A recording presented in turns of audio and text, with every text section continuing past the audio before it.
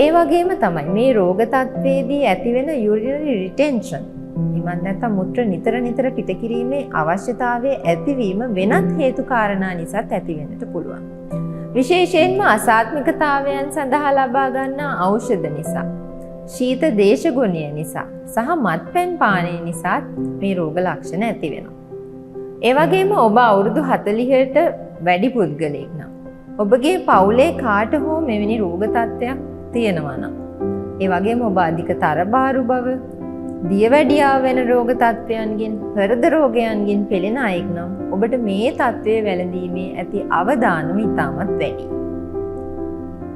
තවත් වැදගත්ම දෙයක් තමයි ඔබ ලිංගික අප්‍රාණිකත්වයෙන් පෙළෙනවා නම් අන්න ඒ අවස්ථාවේදී ඔබට මේ රෝග තත්ත්වය වැළඳීමේ ඇති අවදානම වැඩි. ලිංගික අප්‍රාණිකත්වය නිසා මේ රෝග තත්ත්වය ඇති වෙනවා වගේම මෙම පුරස්ති ග්‍රන්ථි ඉදිමුම නිසා ලිංගික අප්‍රාණිකත්වය ඇතිවීමත් සිද්ධ වෙනවා. මේ රෝග තත්ත්වය ඇතිවීමට හේතුව කිසිවෙකුත් පැහැදිලිව අවබෝධ කරගෙන නැහැ.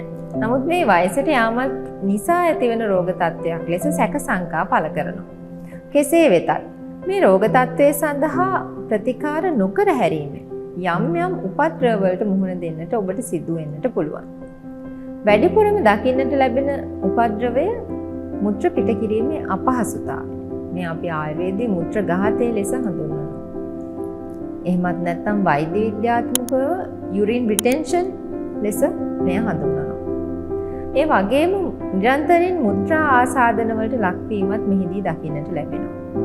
මුත්‍ර සමග ලේ පිටවීම, ඒ වගේම මුත්‍රාශය සහ වකුගඩු වලට හානි සිදුවීම සහ prostate cancer පුරස්ති ග්‍රන්ථි ආශ්‍රිතව පිළිකා තත්ත්වයන් ඇතිවීමත් මෙහිදී සිද්ධ වෙනවා.